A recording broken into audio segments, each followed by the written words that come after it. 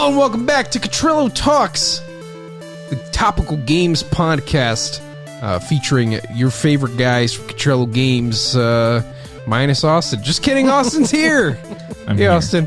Hey. So we gave our reaction to the Nintendo Direct a little earlier today. The day is September 23rd. So we watched that, as you know, on the Cottrello Plays channel. You can see our live, unfiltered reaction to everything on there for me, Matthew, and Trevor. And now Austin joins us for a discussion because, you know, in these like kind of heated moments, you can't really like get to the meat of things. And I got some things I need to get off my chest. You know, like that SpongeBob episode where he says he needs to get something off his chest, and there's like a thing that's like sucking on his chest. And he's like, exactly like that. So we're gonna run through the Direct, really just the stuff that interests us. You know, like, sorry guys, we're not gonna talk about that trading card game. It's in the cards. I've got too many Pokemon cards to take out a new trading card game. So real quick, Austin, are we playing Monster Hunter Rise again? Yeah, dude. That's what I was just looking at. I'm down to do that. Yeah, dude. 100 views. Yeah, Dude, Waldorf the Wise. 100 views, man. Waldorf desires the tusk of a new monster. Waldorf thirst for blood. That's right. Waldorf, thirst for blood. I gotta eat some more. What was it called? Doku or Whatchamacallits? Oh yeah, those little little marshmallow thing. I don't know what they are. Yeah. Dumplings. Dungo. The Jengos. The Jingos. I don't know. Anyway, Mario Superstar Party Rush Party 64 Switch. Looking pretty solid. Looking pretty solid, gentlemen. What do we think about that? Yeah. Yuck. Yuck. Yeah, I think we could all yuck in agreement. Yuck. Yeah, that's definitely worth a yuck in the chat. And all who agree say yuck. Yuck. Yeah, no, whatchamacallit, I am really excited for that. You know, I think they picked some solid boards too. You know, overall, I mean, I don't really love the wedding cake one that they showed in the E3 trailer. But I don't know. Overall, I think it looks really fun. It's the most excited I've been for Mario Party in a long time. It seems like everybody else is too. But I'm wondering about the roster because they soft confirmed Daisy without like officially saying it, but I'm wondering if they're going to take more characters from Super Mario Party. I mean, hello, Diddy Kong, You would imagine, but I could also see them doing it after the fact, and like, you know, 2 months later. This is what I'm not looking forward to, man, is every game becoming like a service. Because I wonder if that's the, like that picture showing right there with Mario, Wario, Waluigi, Rosalina, Birdo, Luigi, Daisy, Peach, Yoshi, and Donkey Kong. I wonder if that's the full roster, which if that's the case, that's a little disappointing, you know, because they could literally just take the Super Mario Party assets, which is what they'll probably do. And that's what makes this game so smart, is that they're reusing a ton of assets, but it doesn't feel like an asset flip type of game. It feels like something that's new because they're just like pulling, you know, how many years, like 20 years of Mario Party legacy, and just like taking the best stuff and throwing out the rest. And I think it's great because honestly, like, they probably have had their best ideas already. Like, I don't know if they're going to come with, like, you know, Mario Party Super Mega Rush. But more characters be, like, is better. just like, you know, it's even like how they put Bowser in Super Mario Party. Like, being able to play Bowser was awesome, dude. Like, I don't know. I just feel like, come on, you got to have the... Yeah, I mean, we'll see how that goes. The very quiet sort of hype for the game as we near release on our birthday. And, you know, we're thinking about live streaming the game. And you know what else comes out on our birthday, though?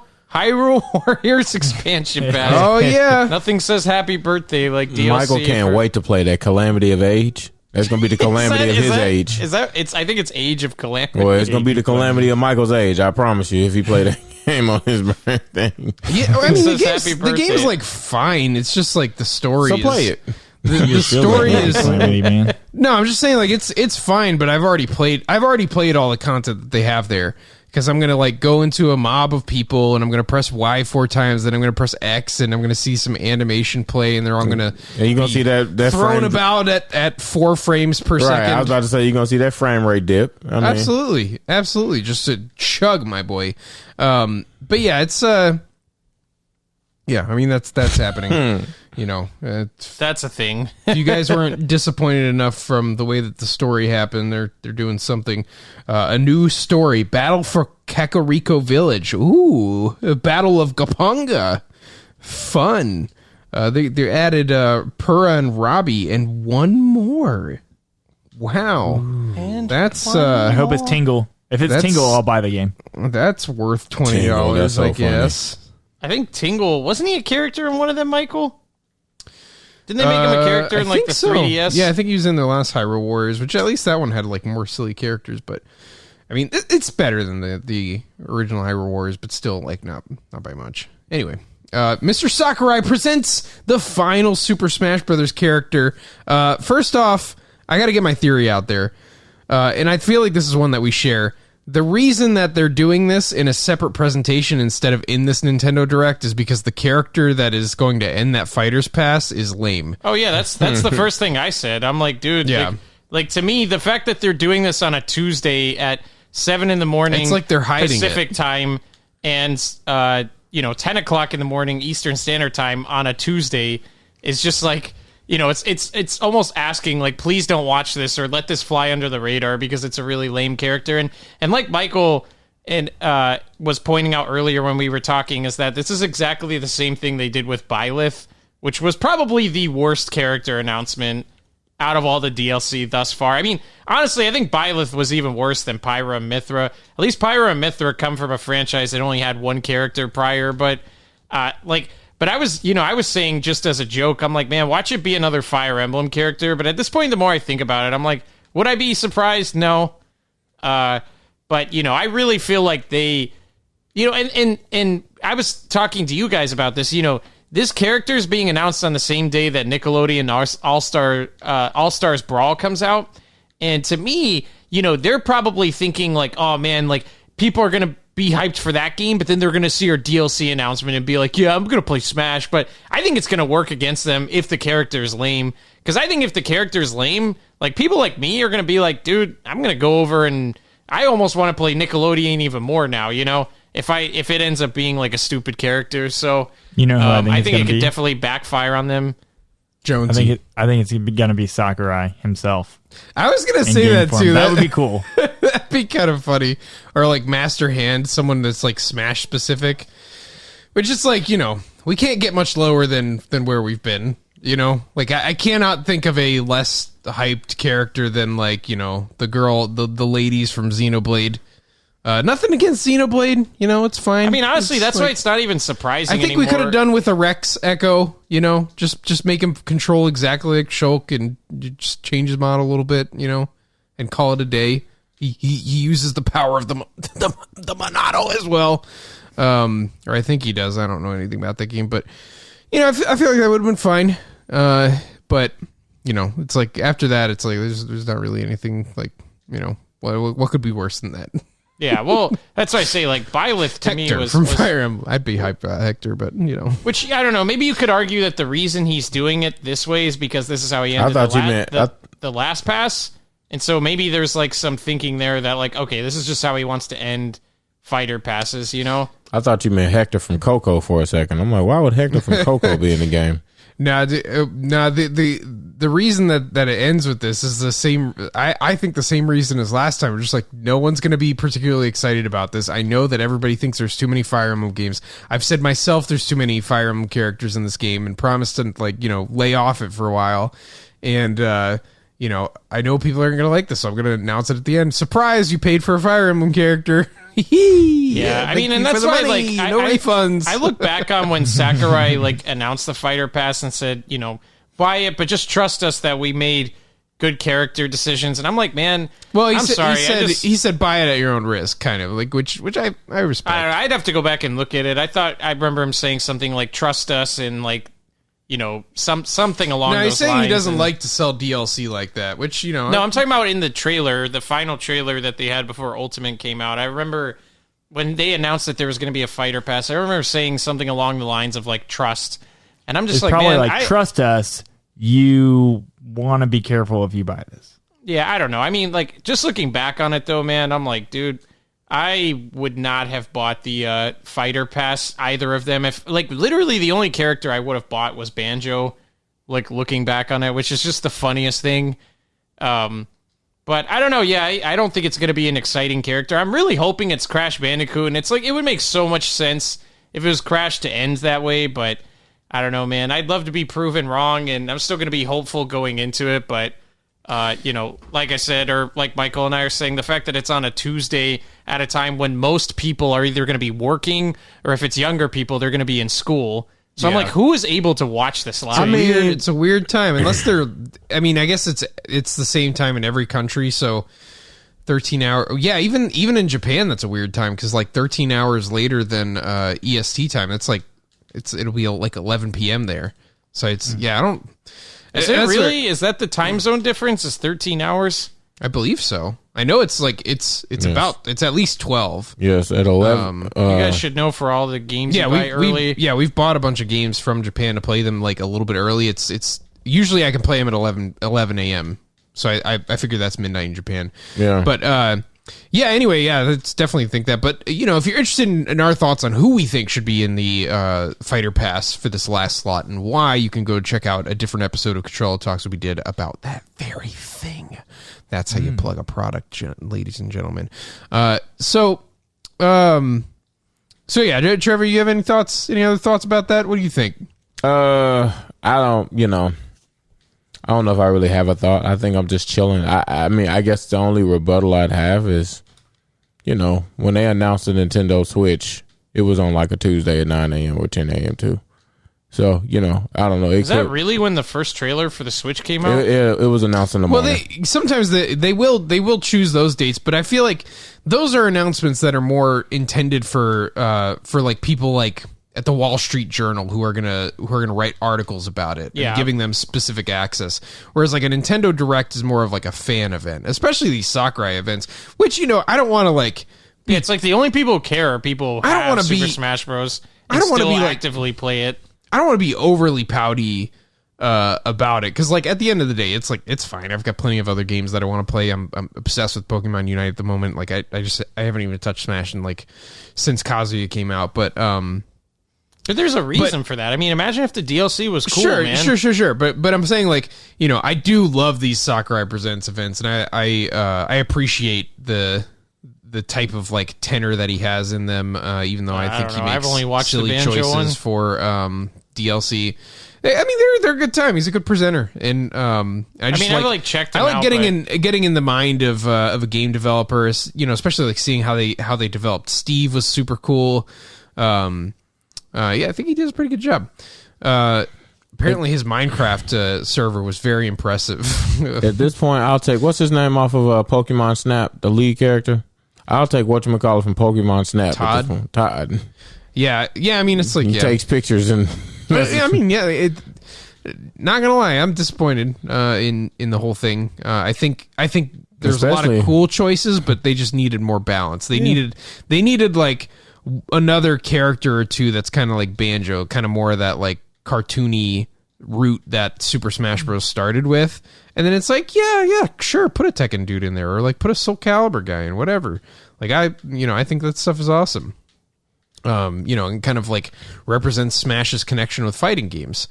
I mean, like that's what's weird. Sephiroth could have been a boss. That's what's weird is when people complain about not having enough, like, the cartoon like platforming characters. The only reason most people are, or at least most logical people are, is because we only have like one of the other kind of character for the most part. And so that's what I feel like sometimes people get lost in that, where people are like complaining for like certain characters, and I'm like, dude, it's just because like I've always said, if you look at the Fighter Pass, man, you told a stranger, like, do you think all these characters are from the same game minus Banjo and Steve? Like, I think there's a lot of like casual people would probably be like, yeah, no, they look like they're all from the same like fighting game or something. Like, yeah, and there's just a lot of cool guys aesthetically very similar. There's a lot of cool guys that got passed up, like Sans, Shovel Knight, Cuphead, where it's like you could have even thrown in one of those, not to mention Rayman, Crash, but whatever. I stopped expecting much out of Smash DLC after the first time that they ever did it, and we got like Bayonetta and Quarantine the pass. But yeah, so anyway, that's happening. October 5th. Maybe we'll do the same sort of reaction thing to it, but just like, we probably got to work. Cottrello has to get a job. This YouTube ain't paying the bills, boy. After that, we go into a post-apocalyptic world, but it's kind of a cute post-apocalyptic world. We see the camera pan. At what point did you know this was Kirby, Matthew? Was it when Kirby's pink body was laying on the beach? No, it's when the palm tree. When I saw the palm tree, it reminded me of like assets I've seen in Kirby games. So, HAL Laboratory has been talking about this game for a while, that they're really kind of rethinking Kirby and taking it in a new direction. So we have Kirby and the Forgotten Land, which, fun fact, Nintendo leaked before the Direct because they posted it on their website like a bunch of goofballs. But yeah, fellas, what do you think about Kirby and the Forgotten Land? Oh, I was super excited for that. For me, that's like the, that was like the announcement to me that was, really got me excited just because it's just something different, and Kirby's something that I'm fond of, so to see them take it in a brand new direction. I mean, it definitely looks like, when you compare it to a game like Mario Odyssey that's a 3D platformer, I think it's pretty visually unimpressive and doesn't look nearly as fun to control, but I think it has a lot of potential, and I'm incredibly excited to play that. Austin. Oh yeah, Talk. I was just waiting my turn. Sorry. No, yeah, I'm super excited. I actually, fun fact, Kirby was the first Nintendo game I think I ever played. It was on the Game Boy? Yeah, on the Game Boy. So solid game. So solid game. Never beat it because I was like 4. But there's that cool little connection. I always like Kirby. I haven't played anything Kirby super compelling since Kirby Air Ride, which that's a good game. That's a good game right there. But that's not what we're did you get kind of Kirby Air Ride vibes? You remember when you got knocked off of your vehicle in that, you would run around just like this. And I remember playing that, and I would just like play City Trial, just hop out of the car. There's not really anything you can do except run around and jump because you're like, this is cool being in a 3D space with Kirby. Yeah, it was so cool. And so that's I'm very much looking forward to it. It looks like it has kind of the pace of a game that could work well with 4 people. Like I really think like the closest thing I see this to is Sackboy: A Big Adventure, and I really hope they go in the co-op direction because every game's better with co-op. But regardless, very excited to see Kirby jumping into the third dimension. We've been wanting this forever, and it's time for Kirby to change. Star Allies was cool, and honestly, looking back, Star Allies is a really cool send off to that 2D style, as it'll probably be a few years before we get another game like that. The way that they included all those boss characters and stuff in the DLC. And just represented the entire lineage of Kirby, from including the animal buddies from Dreamland 2 to some of the newer characters like Susie and the spider lady. I forgot their names. But anyway, some of the newer Kirby games. Tarantula. That's the one. And even the obscure picks like the rat with the top hat from the DS game Squeak Squad. And so that was a cool send-off, and I'm just excited to see... DeRat, or what was his name? DeRoach, yeah. And I'm excited to see what's going on here. And I see, like, even just scrolling through some of this footage, there's some puzzle elements, there's some, like, secrets to find inside the level, and I just think, like, Kirby works well in a sandbox, because you've got all these different powers to experiment with, and just, like, these fun move sets, and... It reminded me of Odyssey when I saw him doing something on a ladder. He was, like, climbing up a ladder at one point, and... I think it has a lot of potential. I mean, like, the only thing I'm worried about with that game is, like, the slow pace. It seems like it's really slow, or, like, Kirby moves very slowly, and to me, like, I could see that being pretty boring for a lot of people. I think the combat is going to be emphasized, like most Kirby games. Like, that's going to, like, kind of be the thing that increases Plus, the pace. I also just wonder how much they let you do the jump, that Kirby, how he can, like, jump infinitely, because I think they almost have to, like, limit that. Yeah, we'll see. I remember in the footage he was he was going over the water. It seems like it was kind of like infinite, but yeah, we'll see. All right, moving on. That's Spring 22, by the way. 22 is looking clean, I gotta say. Animal Crossing, they're doing more stuff. A direct in October. You know what I was going to say about Kirby, though, is I'm surprised that wasn't the surprise announcement at the end. Because, like, Bayonetta 3, even though we had never seen it before, we knew it was in development. So it's like, I don't know. I thought that was a pretty lackluster way to end it. That's what that's what gave me hope for a second that, like, oh, maybe it is Donkey Kong. Because I'm like, I had heard Bayonetta 3, but I'm like, man, why would they make that the big announcement when we already know that game's coming? Yeah, I'm going to counter that thought with, like, I'm sure they have metrics to show that there's a lot of people who drop out at the middle of the direct and don't, like, watch the entire thing. I feel like that's the type... These types of presentations are the ones I feel like, you know, it's like Marvel movies where people just stay till the end of the credits, you know? Yeah, I mean, I just feel like it. You know, I doubt there's like any YouTube video out there that's got like 100% retention, and so they see that some percentage of people drop off, and you know, that's why like a lot of the stuff is like stuff you already knew about, like Breath of the Wild, you already knew, but here's a new trailer. Splatoon 3 was announced like that, but it's not really like they really showed anything. Anyway, Animal Crossing. Direct in October. Don't care. Yeah, nothing much to say there. Don't care. They're gonna keep doing tiny updates to the game as you know, that game is a absolute cash cow and one of Nintendo's new premier brands. Mario Golf Super Rush free update Mario! with Koopa Troopa and Ninja. I really don't care about that. Okay. Yeah, two additional courses too. They there was no snow level initially, right? No. Now, it looks like they just skinned over one of the grass courses with snow and then added, reskinned the pokies to do the snowball Which, ones. I mean, it is like a free update, so whatever. Yeah, but I'm whatever. I'm cool with it. This is the problem I have, is that, like, I'd almost rather you charge for the DLC and make it something that, like, because... I mean, like I said with Mario Tennis, you had to wait, like, over a year of that game being out just to get a character like Diddy Kong, which I'm just like, why, dude?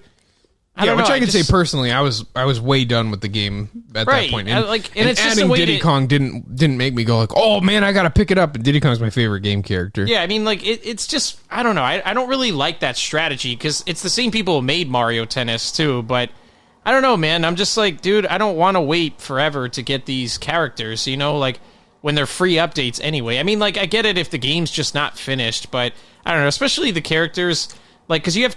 You know, it seems like they make a bunch of common enemies as characters, too, which I'm just like, so who knows when you're going to get some of these characters that you actually like, you know, because you have to get through the Goombas and the Koopas and the whatever, you know. I think Ninja's pretty cool, but Koopa Troopa, I mean, like, I don't know. That's like... You should have been You know, I love Donkey Kong and all its characters, but that's like making a Kremling a character where I'm just like, what? Who cares? You know, it's just a common enemy. I think we'll end up doing that on Cottrello Plays sometime soon. We got some Mario Golf content that is already done and ready to go. So, but you know, I think sometime next week we'll have we'll do a little thing on that. But yeah, I'm not like, you know, rushing to. Oh my gosh, releases later today! Whoa! It's like, you know, yeah, especially the reskins of like the, you know, it's like, yeah. I mean, you can see that it's kind of like, you know, it's meant to be cheap, but yeah, I'm not a huge fan of the finish it later strategy either. Well, that's what I'm saying. I'd rather the game just come out later and you just give me that content. Yeah, in this age of like, you know, people want to, you know, people binge things on Netflix and like, you know, I mean, it's not even that. I just miss when games that were supposed to be done were done, you know? Well, Nintendo was the only company really holding that down, you know? Like, everybody else was like, oh, games as a service. We're going to keep this game running for 5 years and slowly update it as we go along. It's like Nintendo was like, no, the game's done. Play Mario Odyssey now. And I really enjoyed that. Dude, that's the world we're living in. Yeah. People spend thousands of dollars on the TV. Like the Sony TV still haven't gotten an HDMI 2.1 update. And it's been over a year. Yeah, I just hate that. People are selling things incomplete and still charging you a full price for it. I just miss when, like, you know, you bought a product and the expectation was that the product was finished. Like, Now it's just like, we'll finish it at some point. And a lot of times what happens with these games is if they don't perform the way that the company wants them to, they just don't do it. That happened with Sly Cooper Thieves in Time, like where they had all these plans for this DLC stuff that they hinted at the end of the game, and then they're just like, nah, man, it only sold like, close to 2 million copies. Well, but this is even worse because it's like that was a complete game, whereas like, this is a game that was, pretty bare bones in the content department, especially in that battle golf mode where there's like 2 stages, I think, even to this point. Because they made just enough stages to like advertise the game, and then they were done. And yeah, I mean it's kind of frustrating in that respect where it's like, because like there's probably some other games like ARMS where they were like thinking, they did a few of those free updates, but it's really not a free update. It's just that, hey guys, we finished more of the game. Thanks for already buying it, and here's another like free marketing push from doing this. Right, and I think it's just a way, if you haven't already bought the game, here's another reason to buy it now. That's all it allows them to do, and I don't know. It's just kind of lame. Yeah, it's an easy out, and like to Michael's point, I don't see anything making me want to pick up that game. Like, even if it was my favorite. Well, no, if they put Mr. L in that golf game, I ain't gonna flex. I'm gonna play that. Play that. That's just Luigi in a different. I'll take it. I love all things Luigi. Or if they put Paper Luigi in that golf game, come on, dude. Yeah. I mean, I think that's kind of the other thing. Gosh, imagine the DLC for that game. It's Paper Luigi, and you have to buy it, and then it's Mr. L, and then Trevor just keeps cha-ching. Yeah, man. Yeah, it'd be like Dragon Ball Super's DLC. I don't know, man. This is Goku wearing blue pants. I don't know, man. You could do, Paper Donkey Kong and this Donkey Kong and that. If it's just Donkey Kong, I don't care. I mean, I already have that's what's cool. Well, I mean, I think what Trevor's getting is like just something different, and not like Koopa's been in these games since Mario Tennis, since Mario Kart on the Super Nintendo. It's just been a known quantity, and so to get someone like Ninja, it's like, oh wow, that's cool. Yeah, he's pretty cool. Nifty. I mean, something just different. Like, but these are different forms of Luigi, especially it's just for something to add into that thing. Or even if it's baby Luigi, I'll take it. It's something, and it's my favorite character. Like, my favorite character, yeah, I'm going to get it. Like, didn't we have baby? I know we had baby Mario in the original Mario Golf, so they don't even have like a full roster of all the guys they used to have, which, yeah, they're probably coming. Just give it 7 years. Well, I imagine they're going to reuse a lot of the tennis assets to make this, and it's like, yeah, anyway. Yeah, anyway, I think we've made our point. Metroid Dread is coming out pretty soon. Dreadful. No, I'm just kidding. No, I'm super excited about that game. It's funny, when I first saw it announced at E3, I was like, because even now I think the graphics, at least when they show it in the trailer, I don't know why in the trailers the game just looks a lot less impressive, but I've really come around on it because, hey, Nintendo, when you market games, it gets people interested in them. Shocker, I know. No, it just looks like a really fun game, though, and it seems like they're doing more with the lore of Metroid. My only problem with Metroid is that it seems like they always do like the same thing. It's about the Chozos, and it's about, Ridley's probably going to be in the game, and then, like, I don't know. And that's why, like, I respect Metroid Prime so much, because they, like, didn't do that. They didn't do any of, like, the typical Metroid things. Well, I think it's my understanding Metroid Prime 2 is, like, to me, the most unique Metroid experience. But Metroid Prime, I think, is its own story, whereas this is a continuation of Super Metroid. Yeah, I just don't get when it's, like, a different planet, and you still have, like, the same, like, I don't know, I find that weird. Like, it's still the Chozos. Yeah, I mean, we'll see. Kraid's in this. The recurring bosses and, like, why they exist. Yeah, I mean, we'll see. And it's like they don't take that stuff super seriously, but it's like, I don't know. I'm just happy to see it back again. 2D Metroid is back. Well, and honestly, I think this game's gonna do really well. And like I said, it's like, man, it's crazy what happens when you actually market your game. But I think it broke some pre-order record on Amazon for the Switch, something like that. But yeah, I mean, they did I a really good job think this game's going to sell at least like E3. 5 million copies. I really do. Yeah, we'll see. It'd be nice to kind of get Samus back in the limelight.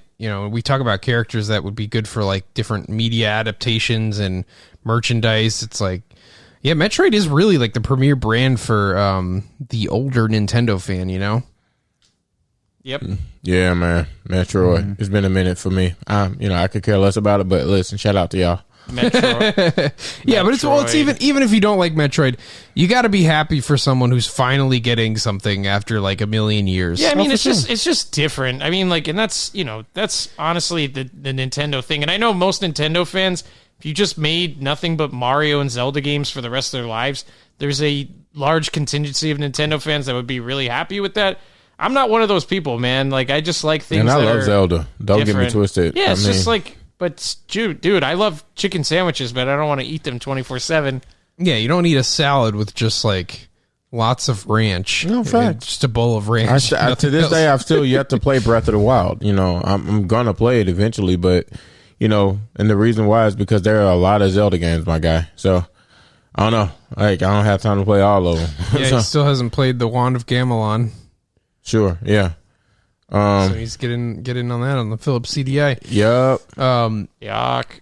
All right, well, let's move on to hey, that N64. That N64. You say you want Cottrello, but you really want more. Hey.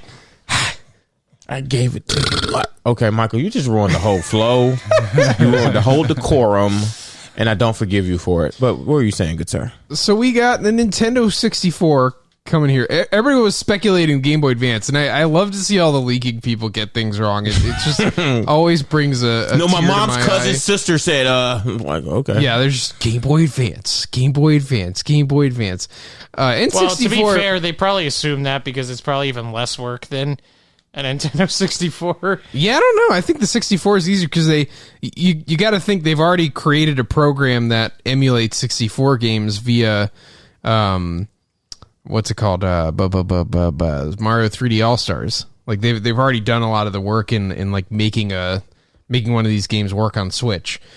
And so the collection of games is Mario 64, of course, Mario Kart, Mario Tennis, Dr. Mario 64, Star Mario, Mario Story, Mario Ocarina of Time, and Win Back Covert Operations. Mario edition. I'm like, win back. What is that? Yeah, that was that one game that you just didn't know, but they got it's Nintendo Online. They got to put in those obscure games that no one really remembers fondly or wants, and be like, "We're giving you something." What I guess Donkey Who? Oh my gosh, I still can't believe that Donkey Kong 64 is not one of the games. Well, hold on, we're not going to act like the Star game. Fox 64. We're not going to act like the games that they got announced weren't the biggest games on the N64. Come on now. Some of them were, but Donkey Kong 64. We'll get into that in a second. Austin's trying to say something. What are you asking? I have a question about. I'm looking at the screenshot here of all the games, and Star Fox 64. Does it come with a Rumble Pack? It says it includes one, so I'm just real curious. I don't think so, Austin. I don't think so. Oh, that is funny that it says that on the box. I'm curious. I'm really curious. All this is great, but I'm like, how much more is the Nintendo Xbox Live plan that you have to buy or whatever? They didn't say. I know. Yeah, I mean, at first, that's what's interesting is like, how much more is this going to cost? Is this going to be like $20 a year, or I don't know. For me, I do see a lot of value in it. To at least like go in on it for like a couple months and then pull out. I would love to have Star Fox 64 on a Pro controller, because the only way I can play that really reliably right now is on my 3DS, and it's not as good on the Circle Pad. Online multiplayer for Star Fox, that'll be fun. We can do a Cottrello Plays episode with that. Yoshi's Story is cool. Mario Kart 64. Shut up, Michael. Like I don't see much of a point of Mario Kart 64 existing other than like for nostalgia reasons. Like it's just. A lot of people are about to find out that game is not as good as they remember. That's what I was about it. to say. I'm glad it's coming because everybody has this like thinking that Mario 64 is like just this amazing game, and it's one of those games that to me cannot be further from the truth. Like I remember remember loving some things that you go back and you're like, it's not what I thought it was. back then, but Mario Kart 64 is like on another level of bad compared to what a lot of people think it is. Yeah, they put Like, all that their game effort stinks. into making it look pretty, which it does. I mean, it's one of the best looking 64 games. Yeah, but it's funny because Mario Kart has such a rich reputation too, man. But I would venture to say Mario Kart 64 is far and away the worst Mario Kart game. Like, Listen, I think the entire 64 generation, which this is going to be another Michael, Cottrello I'm not Talks doing that episode with where we you. argue I'm this. not doing that with you. But like now Trevor's awake. this whole generation was like rough. Like you're about to find out like that Ocarina of Time is not what you thought. I'm it about was. to tell you, you're wrong. Play through it and tell me that is Michael, not I've clunky. played through it many No times. strategy guide. No Zelda dungeon. I've never. you know what, that's Trevor? the one game I don't need a You know what? strategy To guide. be fair, Trevor, we tried to tell you about Mario Sunshine, and No, that's different. That's one exception. That's one exception. What And was that's the your one- opinion about Mario 64 before we played it again? It was fine. What's your opinion now? It's fine. I don't think you remember the. I don't think you remember the pain. The Rainbow Ride, 100 coins taking like 2 hours because Michael- I fell off. Now I have to wait for the level to but play see, itself. When you're talking about somebody who played through it as a kid, I didn't know about the whole 100 coins and then you get an extra star hidden star thing. And it wasn't this mission that I had to do to make content. Now it's different. Me having to do the blue coins on Mario Sunshine, yes, it ruined my life. I don't ever want to play Mario Sunshine again. you know what's funny, man, is like all they needed was a checklist for the blue coins, and Yeah. bam, it's just Well, and I mean, I think it's an interesting discussion to like bring up. Like, you know, you don't have to play the rough parts of the game, but Zelda, there's no way to avoid the fish quest. I mean, but that's I why, mean, like, but Michael- that's why, I always bring this up, but, we played through Donkey Kong 64, and I'm like, man, at least, like, most of the stuff in that game is completely optional, So, I don't know. I but just there's a think little that's- bit of funkiness in trying to get to the because to fight I to fight agree, K. but- Rool, don't you need to get like the astronaut coin and Yeah, you just the gotta play those arcade 84 things, coin? yeah. It's a little. I mean, I like it personally, but I could see how that's like No, a but point of my only point frustration. in saying that is that it's just funny when people but Mario 64, people play this again if they haven't played 3D All Stars and still swear by it, that it's like, man, this is like the pinnacle of 3D platforming. I mean, it was for a moment, and it was like the then Banjo-Kazooie came trendsetter out. Yeah, that's of it. I mean, that's why, and we need to have a Cottrello Talks about this, man, because, like, that's my thing with the Mario franchise in general, man, is that, to me, there's always been games that just outdo it, Donkey Kong Country, to me, totally outdid Super Mario, the ones on the Super Nintendo, and then, 64, Banjo-Kazooie, just, come on, man. It's not even close. Yeah. I mean- GameCube, Yeah, but I mean, I do see I a don't know ton what of 3D value platformer in. there was on GameCube to rival No, listen. Sunshine, but the fact that my sister, who does not play video games anymore, when I told her about 3D All Stars coming out, she wanted to get that game so her daughters can play Mario 64. Like, that says something. Like, the memories, in the end of the day, the fact that we have this nostalgia about Mario, like, people like have all Yeah, these it's definitely a memories. cultural touchstone. Like, sure. that says something about his impact. Now, the what's the word? The execution today, it may be different, but definitely that impact, it can't be taken away, man. Definitely. Yeah, I just hate It's that like this for Nintendo- me. It's like this for me. The first working airplane that was invented. Wow, what a magnificent feat. I don't want to get on that airplane, though. No, but that's different. That's different. Like, I mean, I but that's, think- that's I where think like Mario Mario 64 64 has is that, like, cool it to was- like dip into.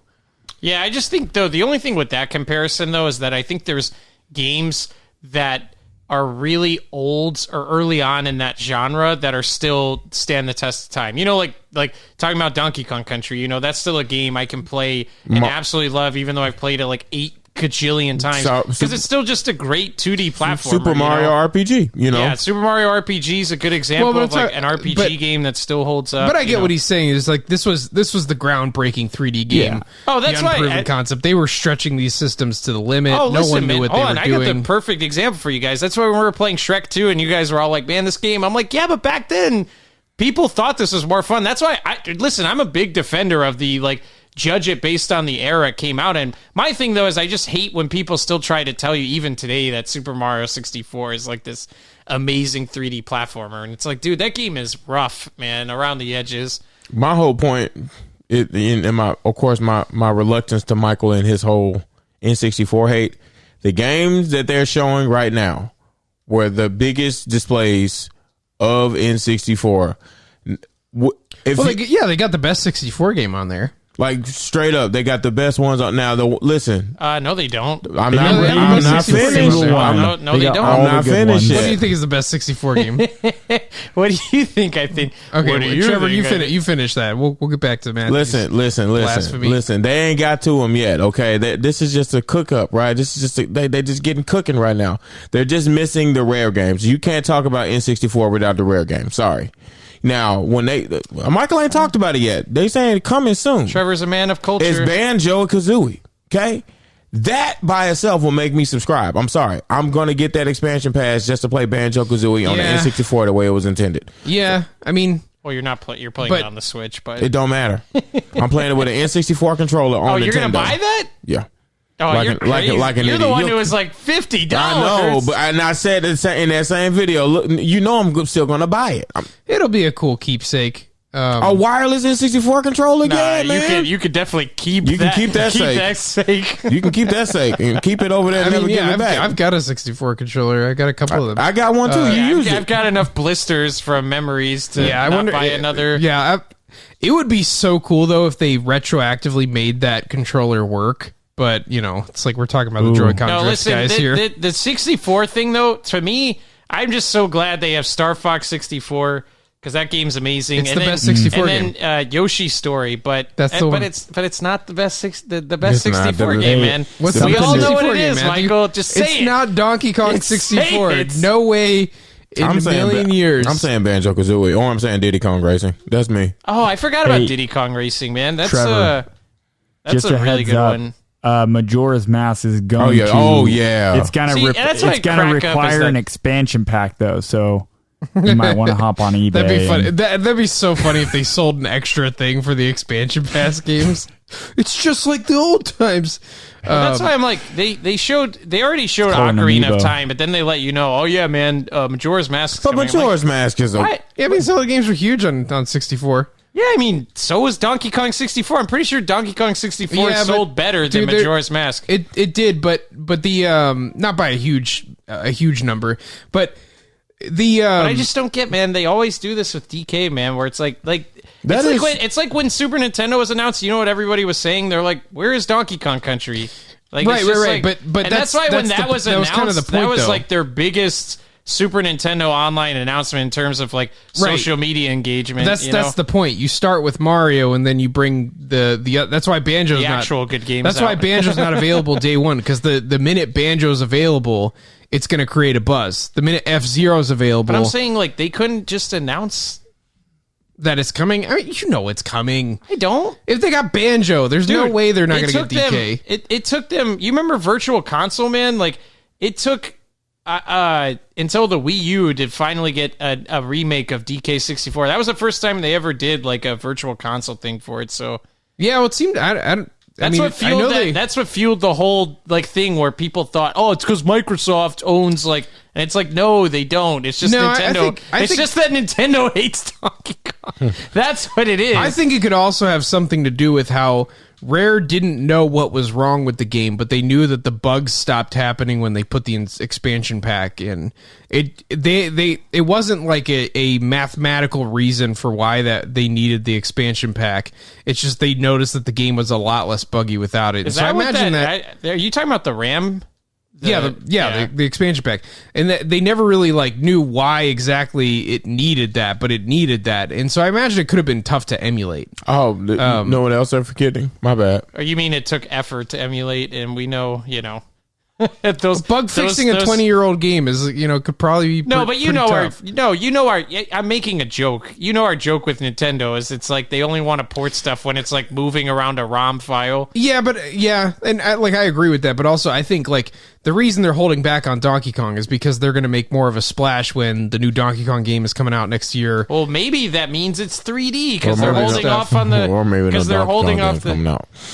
Yeah, dude, that's seriously definitely happening, dude. There's way too many people that have literally zero to gain that have been talking about this for like years. Yeah, but Okay. there's no way. Yeah, there's no way they're not working on a Donkey Kong game right now. But it's like, DK Vine, like they have no reason to like get people's hopes up because that would kill the like little fan base that they have, Okay. Not to mention they're building a theme park. That's investment. Yeah, like literally, like I think They're $500 building million. a theme park for Nintendo. not for Donkey No, it's Kong. not. It's literally There's an like entire all Donkey Mario Kong section. and there's like 3 sections, and one of them is Yeah. dedicated to Donkey Kong Yeah, alone. that doesn't mean they're making a game. That means Donkey Kong I is think one of the it's biggest. No, Probably means they're making. Yeah, there's no way they're not making a game and spending that much money on a park when like that's just like free advertising, dude. Donkey Kong is a big part of Nintendo's history, and it's an easy way to make something out of it. They can make an easy ride out of that. Yeah, but the historical Donkey Kong play would be 75M.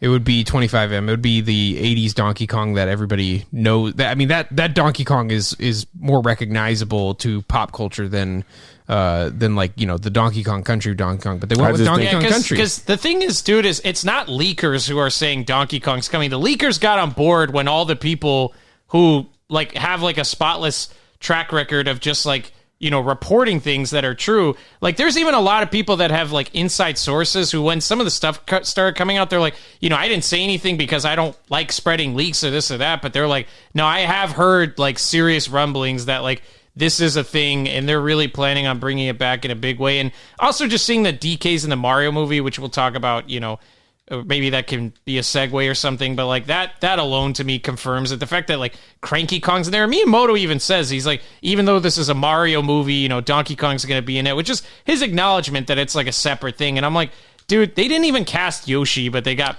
Donkey Kong in this movie, so like they're definitely doing something with the property. I just love how y'all basing them making a video game off of them having an amusement park. That's two totally unrelated. No, it's a bunch of different things. No, it's because they're spending so much money on amusement park. They're not going to not do anything with what comes with that. You know, that would just be not to mention they recently rebranded the whole Donkey Kong merchandise line to be its own. Yeah, that's thing. the other thing too, is they specifically started like merchandising everything as Donkey Kong Country, like literally last year. Yeah. When they haven't had a game in like patent 7 filings, years. K-Rool and Smash. Like there's K-Rool and Smash. I mean, too, it's like also is a big deal that, you know, not enough people. Well, I think a lot of people are talking about it, but that's like I think, you know, they were saying something about like seeing the feedback they got from that really showed Nintendo a lot too. That holy cow.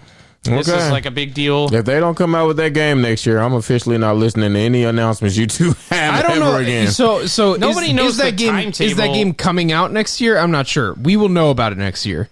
I guarantee you by E3 we will know about that game. Okay. Guarantee. Okay. I will delete this YouTube channel if I'm wrong You about it. lying, but okay. Go No, ahead. I would delete it. It's just Cottrello Talks, you know? It's a podcast. You go listen to it on Anchor or Spotify or whatever. Anyway, back to the 64 thing. I love this online feature thing. I think we're going to have a lot of fun with Mario Golf. Because honestly, Mario Golf is better than Super Rush. The 64 game is better. And, you know, I think that'll be fun to play. You know, we can jump into a couple rounds of Mario Kart 64. I just like the options because 64 games, I think, you know, definitely a product of their time. And you say that, but we still haven't seen the Mario Party like the 64 era. So I don't know why you're playing. But we're about to get that on the Switch. I mean, yeah, you're just getting a whole bunch of mini games, bro, and they're getting stuff that just rezzed up versions. They're just getting rezzed up versions of what came on the 64. That's what we need. Yeah, and there's but I feel like the 64 strength was really the 4-player multiplayer because PlayStation had that, but you had to get the multi-tap, and it was super expensive. Not a lot of games supported it, but 64 was like all about that. So I'm looking for online Smash 64. I'm looking at Mario Tennis. I'm looking at, you know, beating Star Fox 64 so we can play Star Fox Stadium? on foot. Pokemon Stadium I don't think is coming, but you know we'll see. That'd be nice. I'd say that. Too much of it depends on Game Boy functionality, where I don't think that it's going to work out like that. But we are getting Pokemon Snap. Hey, you Pikachu? Hey, you Pikachu would be so cool, and you know it's a good chance to get other games in our hand that we haven't gotten the chance to play. So it looks like Sin and Punishment is going to come to the U.S., which is cool because it's a Japan only game. That I think they might have translated for Virtual Console at some point, but it's like one of those really niche first party Nintendo games that it's like, yeah, that'd be really fun to play. I've never touched that. But yeah, they've got some games that over the horizon that they're doing. Sega Genesis is on it too. Who cares? They're just the booty ports that they put everywhere. You can get the games much cheaper on Steam and keep them. So not much to see with the Genesis.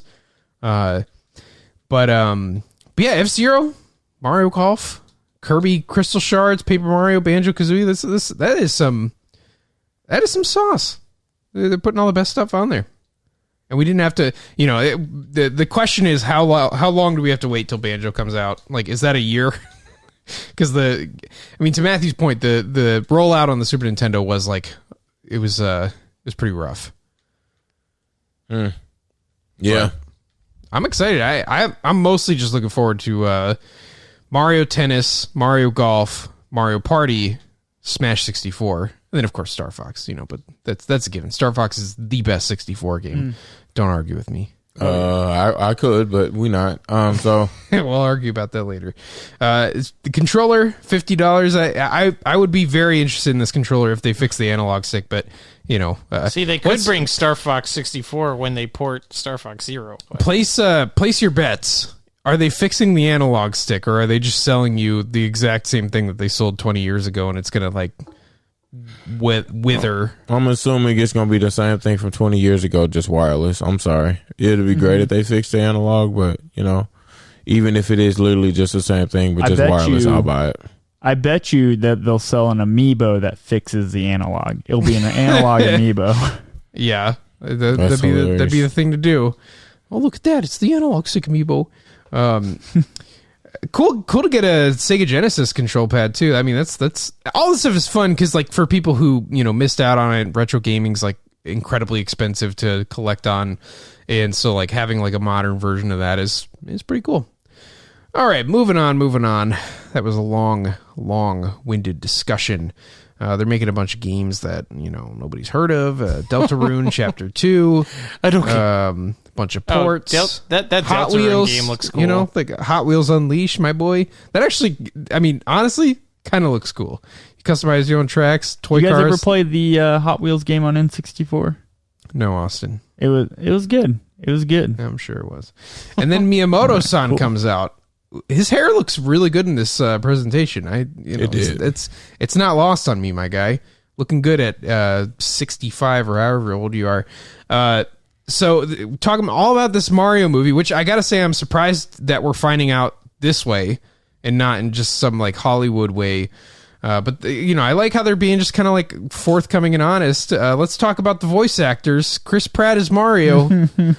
Why? Because he famous. played in it in Lego Movie. But yeah, I just don't see how that's working out at all. He did great as the Lego Movie. I think he's one of the best parts of that movie. But as Mario, is he gonna try and do an Italian accent? I'm Chris Pratt, spaghetti. What is this gonna look like? I don't know. I feel like they're just gonna go at it like the Sonic angle, where it's just just have a actor come in and play his voice. It doesn't have to sound like it does in the game. Well, Sonic's had a bunch of different voice actors over the years. He's had different identities. We had the Urkel age of the cartoons, which is honestly my favorite voice actor. How about you called him Urkel? Gabby, come on, he's Urkel. Am I wrong, Trevor? Jaleel White is not Urkel. Okay? I'm just saying, that was his big role. First they had Urkel. It was, but that Jaleel White is not Urkel. He was Urkel and he was Sonic. Anyway, that's his life. let me say it this way. I actually follow him on Instagram. He still does stuff. Chili Dog Sonic. I'll say that. Chili Dog Sonic was the best. And then they had that guy who did the adventure games, and I feel like that was cool for the time, but not for the movie. They got someone who definitely embodied the Sonic character and did a good job, but it's not like Detective Pikachu where they took the character who's supposed to sound like kind of like a grumpy, middle-aged man and made it like a suave gentleman like Ryan Reynolds. And this is kind of the same thing where Mario was a pudgy, cartoonish guy who every time he's been voiced, he sounds like this, Luigi, I need my pasta power. That's not. You like that, but he doesn't sound anything like that in the video games, right?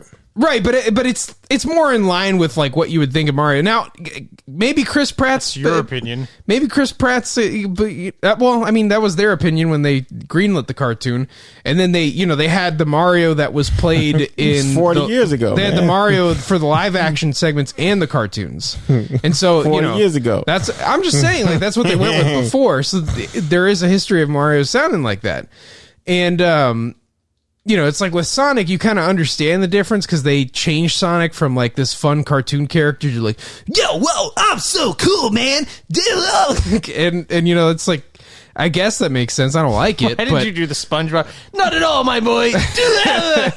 I was trying to do that thing where you beat the level in Sonic Adventure. He just flails his arms wildly. Whoa, man, that was cool. But I'm waiting. I'd like to be impressed. I'm not going to hold any reservations, but it wouldn't have been my first, second, third, fourth, or fifth choice. I would have chosen Danny DeVito. You myself. choose Danny DeVito for everything. You chose Danny DeVito for Detective Pikachu as Pikachu. Well, because it was kind of a similar voice. And now you're choosing him here's for the like thing. Mario. You don't know what Detective Pikachu was supposed to sound like because you didn't play the game. But so he likes to pull stuff like this when he's losing an argument. No, I'm just saying like that's what he was supposed to sound like is that kind of character. And also it was kind of similar to Mario where it's just like you think of like a grizzled Brooklyn kind of dude or and I don't know, I just feel like DeVito could pull it off. Yeah, that's one interpretation of Mario, though. Yeah, I mean, Michael wants Charles Martinet to play the voice of Mario. And it's like, but we have that in the video games. Well, like, if that's the case, just play the video games. We'll get to that argument. I have a lot to say about it. But anyway, okay. So you guys, are you excited for Chris Pratt to play Mario? I'm cautiously optimistic. I'm going to be honest. Yes. What happened? Oh, you just like Chris Pratt? I mean, I do too. I think he's a cool. Like, I mean, he's got a fun story of like how he broke into Hollywood. I like him in the Lego movies. I think he does great in the Marvel movies. Like I have no problem with the dude. I just don't think he's a good fit. Oh no, I think it's a terrible fit. I'm just really curious to see like how it's gonna go. Curious. It's like and Luigi's played by Rock. Yeah, I don't Rock Johnson. Yeah, I don't like Charlie Day, but hey, I'm famous, so I'm Luigi. Yeah, I don't like. I mean, Charlie Day playing Luigi is weird to me too. But at the same time, they aren't playing like a live joint of them, like them actually playing those characters. These are just the voices, right? So I'm like, we have to be curious about what the voices are going to do. Yeah, but I just feel like, especially for these movies, like the reason Chris Pratt is in this movie is not because of his voice acting talent. It's because he's Chris Pratt. Two things could be true at once. Yeah, and sometimes it's both. But I mean, especially with DreamWorks and Universal, it's all about that celebrity recognition. Where, they'll put Jackie Chan in Kung Fu Panda, give him 3 lines, and just so that they can put Jackie Chan on the poster. That's a fact. That's the only thing I don't like about Kung Fu Pandas. Because I'm like, oh man, Jackie Chan's in a martial arts movie. Like, you would think he would just have a bigger role. All-star cast. Like Lucy Liu, I mean, all of them folks. But yeah, it was... Yeah, and a lot of them have like 4 lines. That's the one thing about it. Say what you want about Disney, dude. Disney, usually they cast by the voice. Yeah, they'll take a name sometimes, but if the voice don't fit, then baby, they gotta acquit. Like, no, they not doing that.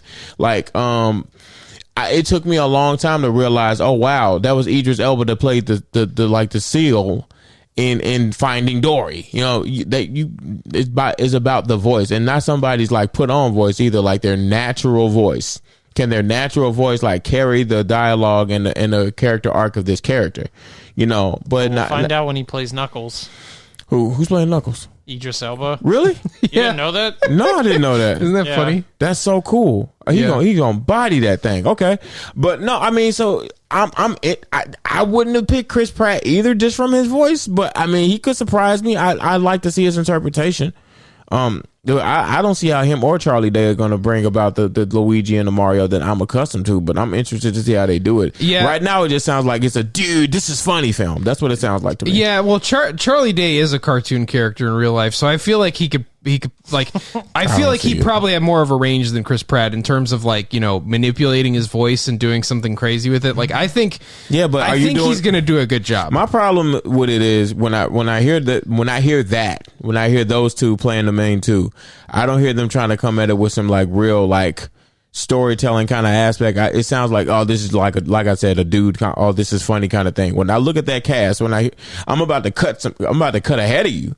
But when I hear that, and when I hear like Jack Black playing Bowser, yeah, this sounds like a comedy. This doesn't sound like an honest attempt to make a movie. Well, okay. I mean, it's got Mario's very lighthearted and whimsical. So yeah, I mean, of course they're going to go for humor. I mean, Bowser is cool. the quintessential like humorous villain, and.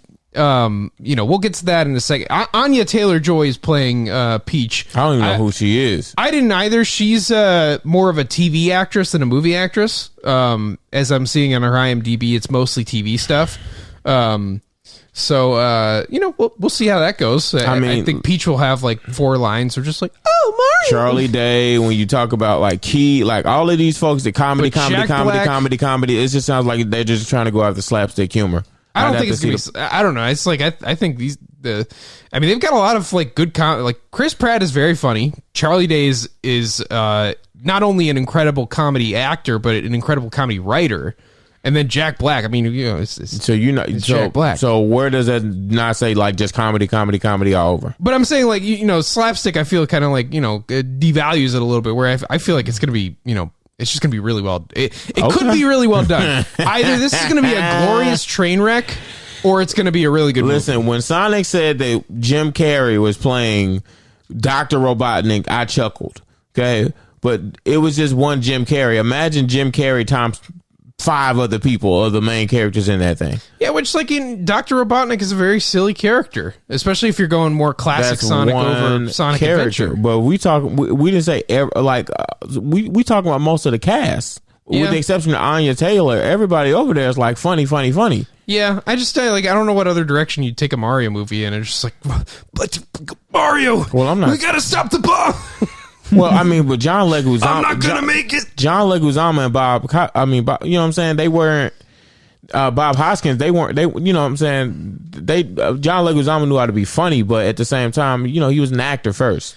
Right, I haven't seen one actor first person out of all of those people. That's all I'm saying. Yeah, well, I mean, not like drama actors anyway. I feel like it's.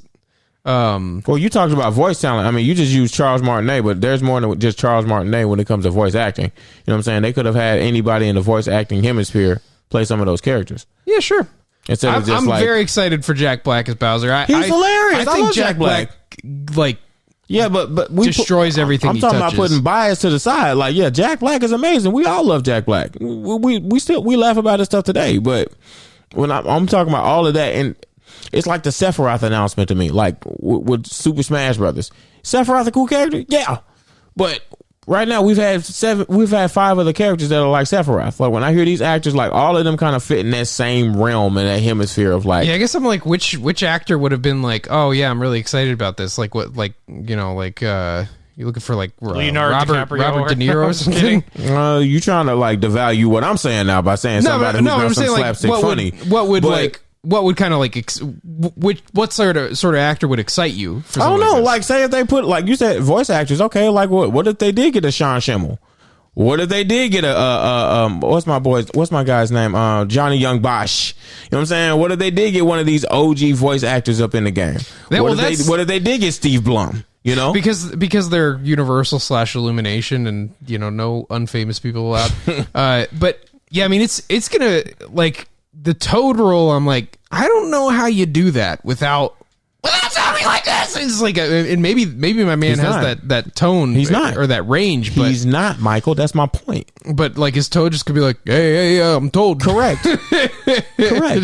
I guess he's gonna be. It's like we'll see how that goes. If you think Key is gonna do it like Toad, you are tripping. He is going to play it like Key. No shade to Michael Keegan, but that's what he's gonna do. Yeah. Well, and we'll see. Same thing for me with Bowser. Like I'm picturing or like hearing Jack Black's voice in my head and trying to match to Bowser, and like Jack Black, his like personality and the way he like comes across in his acting definitely matches. But I'm like, I just can't get past feeling like Bowser has to have this deep voice.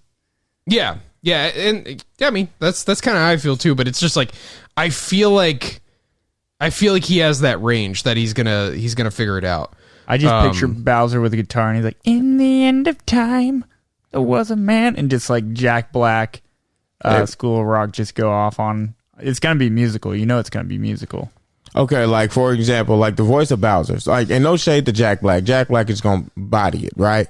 But what's Austin? Have you seen that show? You know, Winter is Coming. Have you seen that? No, I watch Summer is Gone, but I haven't seen Winter is Coming. Okay, all right, cool. Well, you know, there's never mind. My example don't matter. Game of Thrones. Yes. There's a character called Tormund Giantsbane. Please sound wait, are you talking about Game of Thrones? Yes, Winter is Coming. That's why I was because I didn't know if I could say the name. Okay, yeah, I knew the phrase. I just Yes, I thought buddy. it was like an actual show. You remember Giantsbane, Tormund Giantsbane, the guy with the red hair and everything. Oh well, I his haven't like seen Game of deep Thrones. voice and everything, huh? I haven't remember seen that? Game of Thrones. Oh gosh, But now I know don't what like you're you. talking I about. get what you mean. I feel like I've seen. I feel like I've seen the thing you're talking about. The yeah, redhead dude, big beard, deep voice, like a sense of like a good timing as far as comedy goes.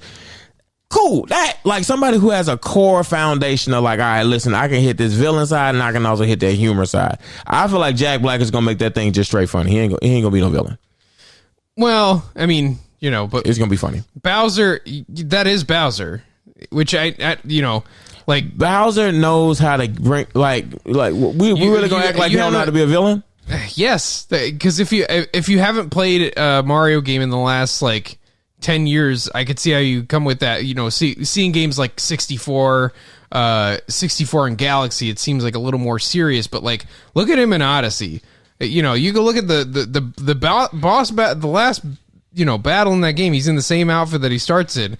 He's in like this goofy wedding outfit with a gigantic top hat. Like he's meant to be goofy and funny, and that's like, the Bowser that I love. Yeah, he's goofy. The Bowser that gets tricked into eating at a buffet and gets like 6,000 pounds overweight and has to run on a treadmill. Like the inside story sort of Bowser. That's the Bowser that we have nowadays. I love how you pick and choose because you're the same person that hated that they like made Thor this whole like laughing just fat like I don't know.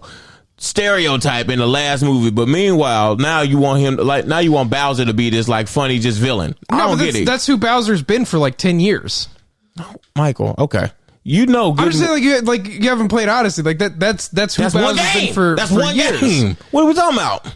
But so after Galaxy, there's been stuff like Bowser's Inside Story. He's appeared in all the kart games and stuff. Like he is a goofy, silly character. He's goofy and silly, but he's not all the way goofy and silly. He knows how to be a villain at the same time. I mean, I guess like I don't know. Just I would say that the direction they're taking this, it's kind of like Zelda. Like Breath of the Wild is such a formative game to Zelda's identity that it's like, I don't know if we're even going to see Link back in a green tunic in a new game for a long time. Like that is who Link is now. And similarly, the Odyssey Bowser is who Bowser is now, which is, I think, in large part inspired by who Bowser was in the RPG games, which he's always been a goofball in the RPG games. Go back to every time Bowser has had lines, it's always been incredibly goofy. You know, play Super Mario RPG, play any of the Mario and Luigi games, play Paper Mario. Yeah, and play, Paper Mario, the one that just came out. So, I mean, like, we've got, like, half a dozen Mario games where Bowser's played an absolute goofball. Well, that's my favorite thing about Nintendo fans. I remember when people wanted King K. Rool for Smash, they're like, he's just so goofy and stupid. And I'm like, okay, so you don't like Bowser, because all the people that think Bowser's cool, I'm like, dude, Bowser's been like that for I don't know how long, dude. I mean, he was like scary and cool in Super Mario 64, and ever since then, he's just ridiculous. I mean, listen, if he was just this big goofball, this goober person, like that's one. I'm just talking about the grit. Like Bowser still has grit. Yeah, he's goofy. Well, that's why I like him in Smash, because in Smash they make him like old Bowser to me. Yeah, he's like he has grit. If he didn't have any grit, you would not believe him as a villain. He wouldn't be a formidable and like noteworthy villain if he didn't have that grit that makes him a villain. You know what I'm saying? I don't know. I think you do know. You just like Jack Black, and that's cool. I like Jack Black too. I'm just saying, like I like who Bowser is now. That's my favorite Bowser. I go back to Mario 64, and it's like that's fine. It's not my Bowser. And we're also talking like so Bowser's really serious in he appears really serious in like the oldest games, and then in Mario 64. And then there's Sunshine, where you're telling me you're taking this dude seriously. He's got grit, taking a bubble bath with Princess Peach. And first off, we didn't Jr. see him for most of the thing. The whole time we saw Bowser Jr. But if we're gonna talk about Bowser, yes, he was in that bath for that first time, and as soon as he hopped out that bath, he was hopping all over the place, destroying them. That's just funny to think about. As soon as he As soon as he got that towel, as soon as you interrupted his bubble bath, he was cracking up that. He was breaking up that whole shindig. But then, like, buddy. you know, how does it end at the end with that goofy exchange between him and Bowser Jr. And I feel like that's peak Bowser. He's very endearing. Peach is not your mama. You know, he's not like, you know. I don't see Jack Black intimidating me with his voice. Facts. I don't think he's supposed to be intimidating. I think he's supposed to make you laugh. I think he is supposed to be goofy. I could totally even see them, you know, pulling an RPG and getting like an entirely different villain for the movie. I just love how you know, Bowser might not even be the villain for the movie, and I hope not, because I'm so sick of the Bowser steals Peach story. I know they haven't done that on the big screen, but am I the only person that thinks it's like hilarious and ironic that you got so much smoke for Chris Pratt playing the voice? Chris Pratt, like, he makes as much sense playing the voice of Bowser as Chris Pratt does playing the voice of Mario to me, because they're so opposite. I agree with you there. Yeah, I think it's a weird voice fit, but I feel like I have more faith that Jack Black will like find some way to pull it off. But no, I agree on that end with that he just like, I mean, and you can make Bowser funny with the voice like what you're talking about of like a big tough guy, or like you think of like the guy who plays Kratos in the God of War series. Like, yeah, something like that would be I think better. Because that's kind of his voice, you know. Bowser, we don't have like. They can get Dave Bautista, who plays Drax, for all. Yeah, he'll do it. Yeah, and do a great job. I mean, he's not famous enough, and yeah, I mean, I hate that. He is, but okay. No, I'm saying like he's not like Jack Black, Chris Pratt famous. You know, he's not The Rock famous. I'm surprised The Rock isn't in the movie, to be honest. They're just, you know, probably not enough money. No, he'll be revealed as Yoshi. Ha ha, Yoshi. No, it's probably what Matthew said. Not a lot of money, because let me tell you, he got a budget, but sure. And like, you know, Jack Black might also be the type of dude to like do this for fun. You know, it's like, yeah, The Rock gonna cost that whole budget. They probably spent all their money on Chris Pratt. Charlie Day's a little cheaper because he's like mostly a TV guy. They really budgeted on Peach's voice, you know, when they could have like gotten Scarlett Johansson or whoever. And yeah, I think like, is it a good fit for Bowser? Not necessarily. I just feel like, you know, I just have a little more faith in that being pulled off. But yeah, Bowser's a goofball. I and that's my Bowser. That's my Bowser. He's been both, and you know, I could see the case for either, but.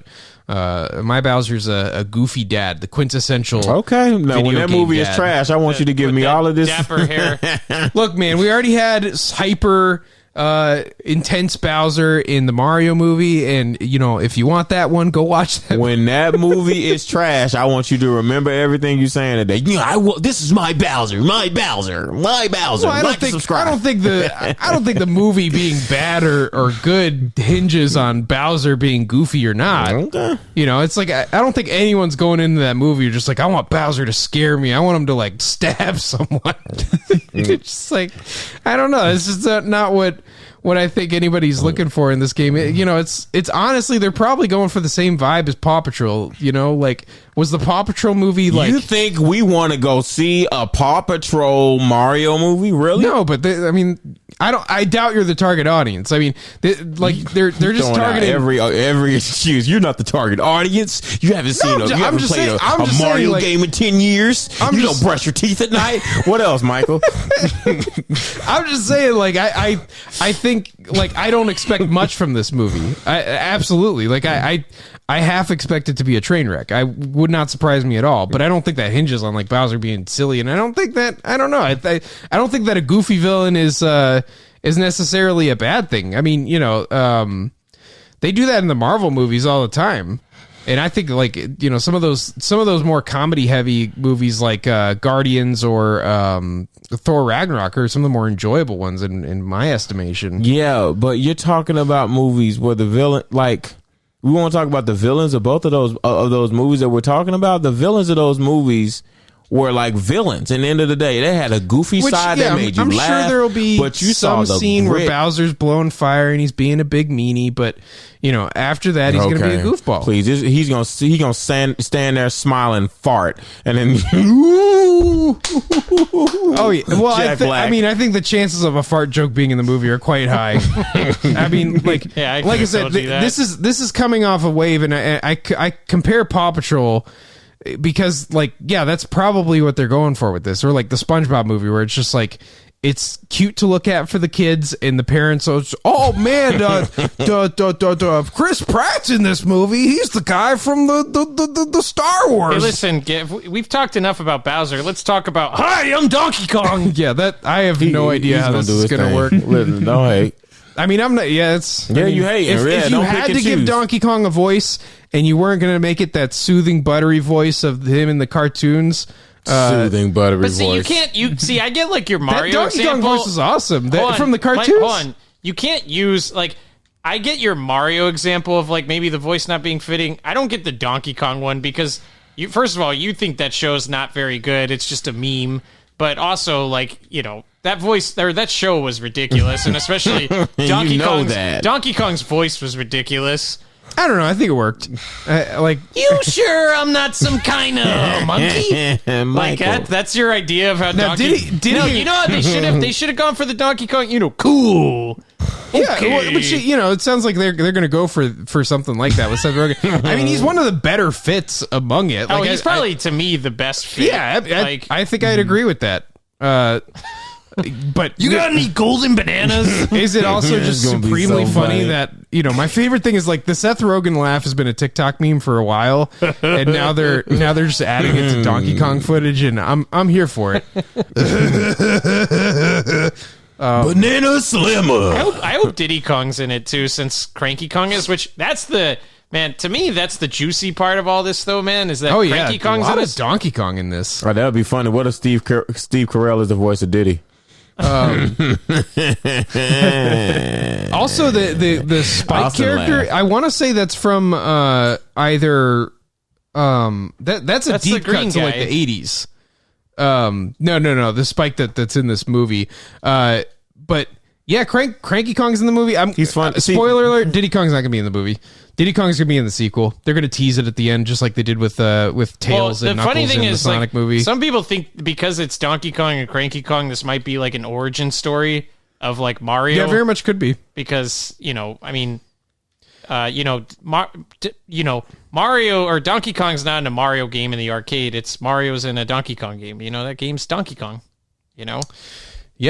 Yeah, Mario's Let's just a settle the when score. you think about it, Mario's just a spin-off of the Donkey Kong franchise.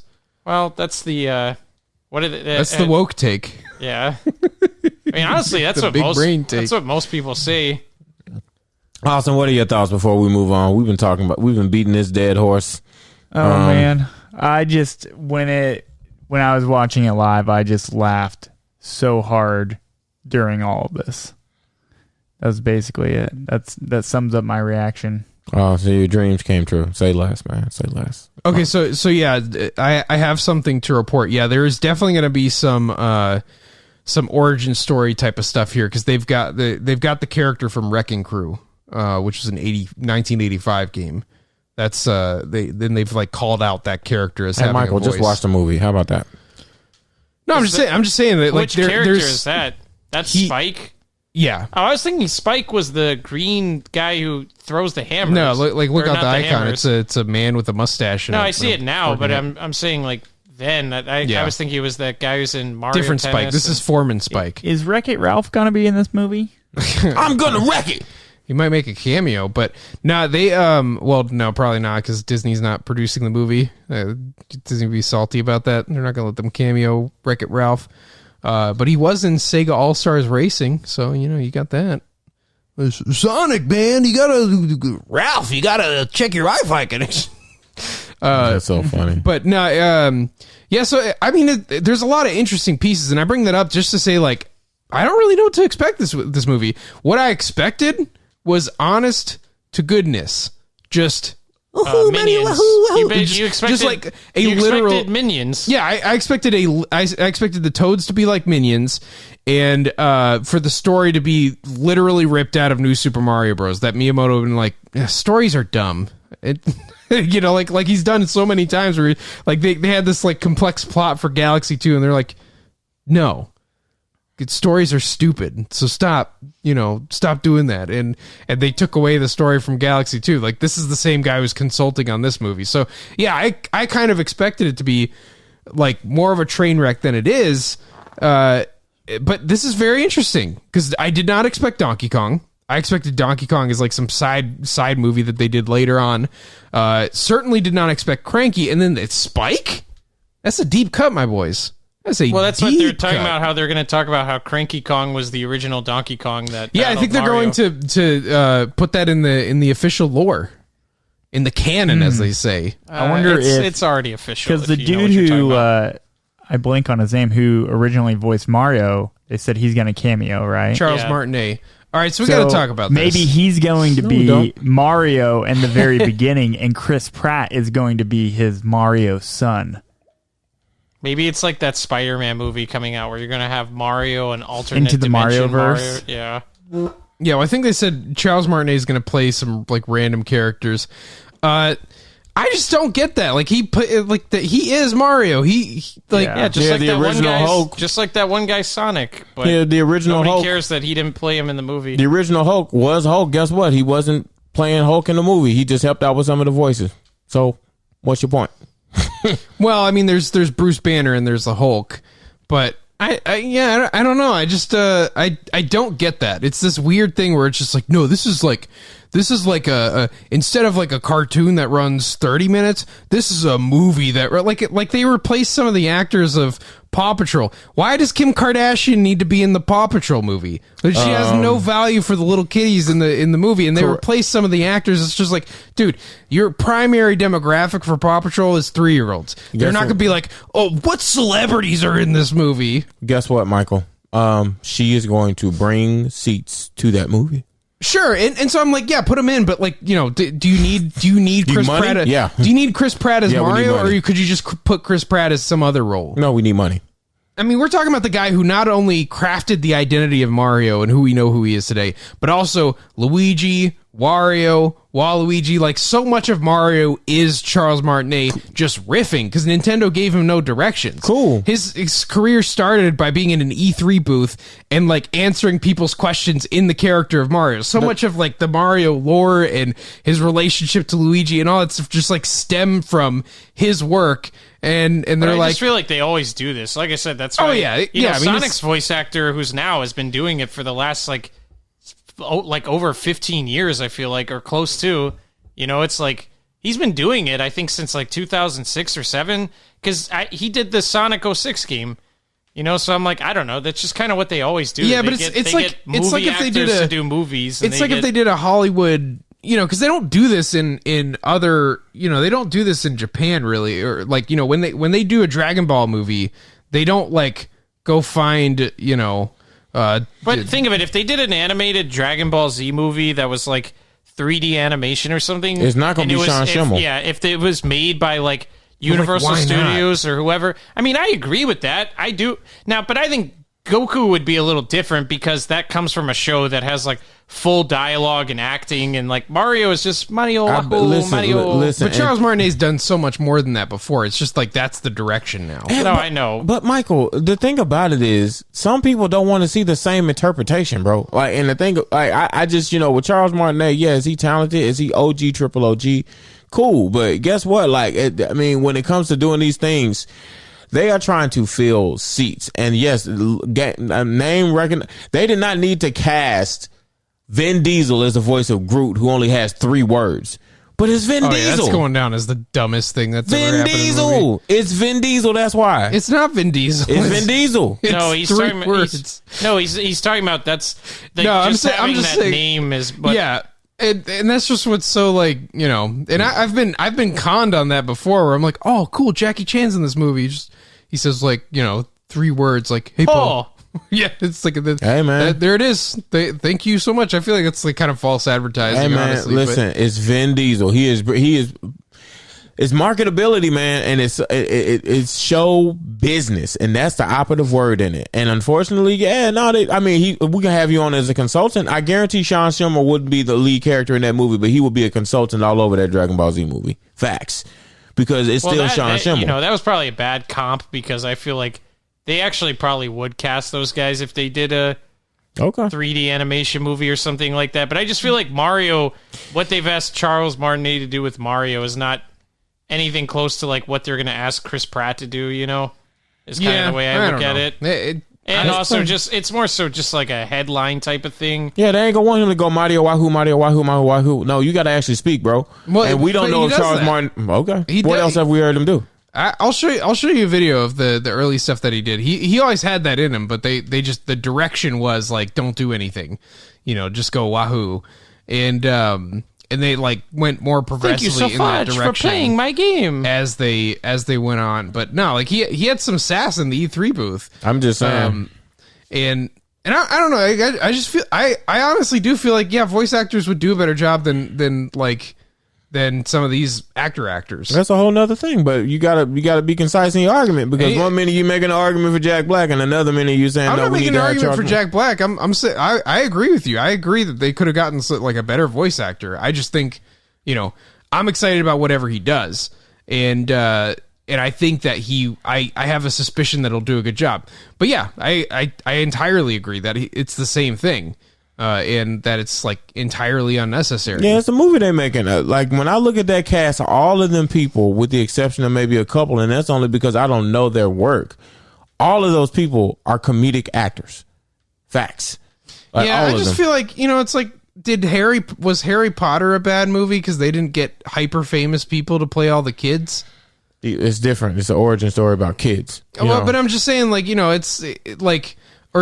Or did Emma Watson become one of those people from that work? It's like, yeah, these are kids. It's different, but guess what? Lord of the Rings had people with names in that movie.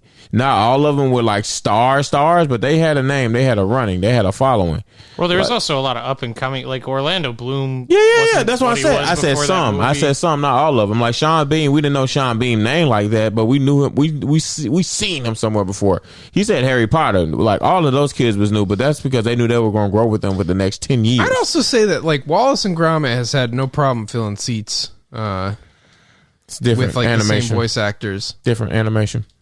You know what I'm saying? And it's the same joint. Like they doing the same concept with the voice acting.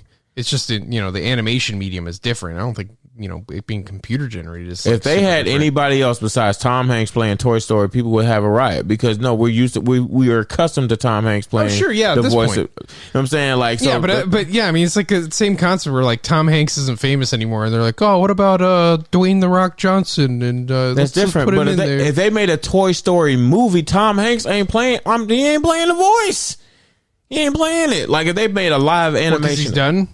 Because he's done? Not because he's done. I'm just saying, bro. They would do a completely different thing, because they're gonna say this is a completely different story. They're gonna want a different interpretation. Like, and I don't think there's anything wrong with it necessarily. I don't think I'd want to see a Charles Martinet movie. I don't know if I want to see that. No shade to him. Like, he's exceptional, but I think I would want to see a different. I want to see what y'all do with it. What's your different interpretation? Like, what makes this different? Like, because I just want to see, that's the silver lining. Like, I'm interested. I mean, this is definitely different than what I expected. So, I'm interested to see how it turns out. But these are my my critiques, and I just really don't like that from like the work perspective. It's just like, dance with the one who brought you. It's the one who brought you. Charles Martinet's A1 since day one. Stick it out, my boy. For the video games, not the movie. It's like, that's why they're bringing Toby back in the Spider-Man movies. Yeah, it's like 20 years later, and like that's a whole different. I don't know, whatever. We talk about apples and oranges. What's next, big dog? Wasn't it, bro? Splatoon 3 was announced after that. Matthew about to beat the game 2 times. Like what? What do we think about Splatoon 3? I think Splatoon 3 is Swaggy McSwaggertons, but Matthew don't like it. Did 1 and 2 have a story mode? Yes. Okay, I just never played through it, so I was like, "Cool, a story mode." But I guess that's not new. Yeah, I mean, it looks more like open world, like kind of roamy from the 5 seconds of footage that they showed. I mean, like I don't mean I don't care in a sense that like I have no interest in playing the game. I'm sure it'll be really fun. I just think, I don't know, to me it's like if they made a sequel to Smash on the Switch. Like, I think what's always made Smash cool is that it's been one for every console. In Splatoon, the thing is that, like, I don't know, the visuals don't even look different because it's a sequel on the same platform. And I don't know, these kinds of games, I just prefer to have more time in between. I don't know. And like I said, I think Splatoon is a lot of fun, but just from seeing it, I just really do not care. I don't know. I just don't like everything I saw. I'm like, yeah, it looks like a fun Splatoon game. It also looks like, they could have just added it into Splatoon 2 and it would, be kind of the same thing, or just saved a lot of these ideas for Splatoon 3 on like another system. But I don't know. Nothing I saw was like, whoa, dude, Splatoon. I like the Spider-Man character where you gotta just shoot your the Droideka? No, the little web slinger. Oh, yeah. But no, did you see the Droideka, Austin? Yeah, the Droideka. I was like, every game's gotta have a Droideka now. No, I don't know. I'm excited for this game. It's like, yeah, is there something else that we could have done to get a little more variety on the Switch? Probably, but like this is just a team that was made to work on Splatoon, and they did, everything for the last Splatoon and supported it for like, a few years with extra content and did the DLC thing. So, I'm interested to see. It's like, yeah, it does look similar-ish, but it seems like they're really trying to amp up the storytelling and some of the things. And I don't know, the different weapon types that they're implementing is cool. Like, could this have all been DLC? Yeah, but going back to our Mario Golf discussion, it's like, would you rather have them just like slowly complete the Splatoon vision over time, or like come out with a full game, you play that? I mean, and then I'd rather get a new game. I think it's like the sequel to Breath of the Wild. I just don't have a hankering to play a new Zelda. Like, I feel like that game is something I can go back to tomorrow and it still feels fresh. Just like Splatoon 2 is like a game we were just playing not that long ago, probably like a month or two ago. Like it's still a game that gets very actively played, and that's why I'm like, I just don't really. I don't know. It's like I said, if this game was like they were coming out with a new system and this was a game, it'd be really exciting. But well, I think don't know. they're going to try and keep Switch around as long as possible. They might have a, I'm sure they're doing R&D for the next system, but like they're going to keep the Switch like as long as possible with just the install base. Any game they launch any first party game is getting 2 million. And my whole thing is I just like. I mean, you guys know this by now, but that's why Metroid Dread's so exciting. That's why Kirby Forgotten Land is so exciting. Because to me, it's just different. Like Splatoon, like I said, I feel like it's just because we play it every so often. It's still a game that's heavily played. Like, I just don't feel like it's something that needs a sequel, Well, I think... but I prefer my sequels few and far between, so I'm in the minority. I know people would prefer to get as many sequels as they can, but I'm one of those people, man. Give me time to miss it, and... That's why with Smash Ultimate, it's like, or like I said, my favorite thing with Smash is that it's like, I know there's not going to be a sequel for like 6 to 8 years, which is like just the way I prefer it, Yeah. What I will say is that we don't know, like, I could sit in either camp depending on how this project goes. It looks like they're going to do a really ambitious story, and that's kind of the point of this one. And then, they're going to spit and shine the multiplayer, which I'd be fine with, because I think the story mode was like a little weak. It felt more like tiny little stages than it felt like a proper, adventure mode. And I think there's a lot of potential for that with just the mechanics of Splatoon. And so I think that's the thing that'll sort of make or break it. And we just haven't seen enough yet. And just like where they're going with this whole like, mammal thing. I think I don't know. I like it. It definitely could feel that way, but yeah. I mean, we'll just have to see. And I mean, this is what they're doing with a lot of their teams at Nintendo. Is like, we're getting our second Kirby Switch game. It's just so different from the other one that it makes it worth it. And like, is Splatoon going to do the same thing? Possible. But yeah, but this game is like, I mean, to me, it's like if they were making a sequel to Star Allies, like I wouldn't care at all. The fact that they're doing like completely different Kirby game. It's like, okay, now you've got my attention, But it's kind of like how Metroid Prime 1 and 2 were on the GameCube, Like, I'm just like, I don't know, man. Like, well, but I think by Splatoon being made, it's not like really taking away from anything else, because that just team was like formed to just work on that game, and so anything else they did would be, it's like if they were like, all right, let's work on a Star Fox game, it'd probably be a pretty weird Star Fox game. Yeah, and also it's like, I don't think people are just running in droves buying Splatoon 2, so I think it's fine for them to come out with a sequel.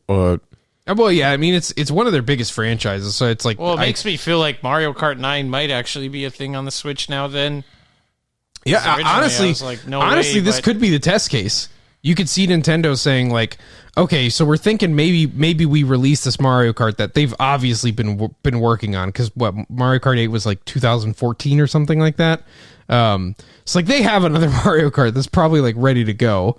But they might be doing this as a test to see, like, do we see a dramatic drop in sales of Splatoon 2, or is it just like more money for everybody? Because, yeah, I mean, sequels always sell less. You look at Mario Galaxy to Mario Galaxy 2, you look at even like, not direct sequels, but like the same, like you look at the comparison of Twilight Princess to Skyward Sword, and it's just like night and day. The second game on the same system does not do half as well as the first one. But my question is, why are we championing the idea of them coming out with a Donkey Kong game like on the Switch? If like, why is Mario Kart 9 bad, but a new Donkey Kong game is I don't good? think Mario Kart 9's bad. We're talking about they're not going to make it because Mario Kart 8 is still selling like gangbusters, and so they'd be worried about cannibalizing the sales. Like once you make Mario Kart 9, nobody's going to buy Mario Kart 8 anymore.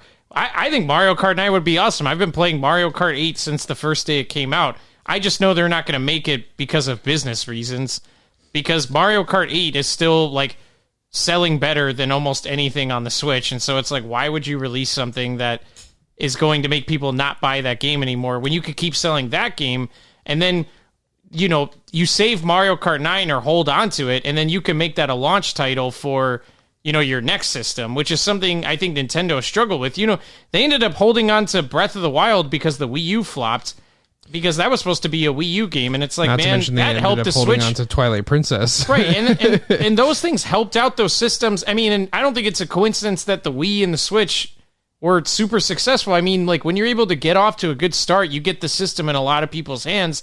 Guess what? People are more inclined to buy video games for it, because it's like, when I've spent money on this thing, I might as well, play it. So, yeah. So I could totally see Splatoon being kind of like the test case for that concept. Like, do we see a dramatic drop in sales in the same one that's on Switch, or is it good? And yeah, I mean, it's definitely interesting. We'll have to see. I don't know if they came out with a release date for Splatoon 3. I don't think they said anything about it. I think they're showing it way too early also. Like, just for my taste, like I don't like. Yeah. When does it even come out? Who knows? They've got nothing. But we did get that man posing in the shape of a 3, which I used in the thumbnail. Part. Yeah, that's the nice part, because he's the same guy who posed in the shape of a 2. You can go back and look at those videos, and it's just I love these like 45-year-old 6 to 7 figure executives doing silly things. This is part of Nintendo's charm. Last up, Bayonetta 3. I don't really care about Bayonetta. Looks cool. All right, well, we'll see you guys next time. Yeah, I don't. Just like, I think we're all in consensus on that.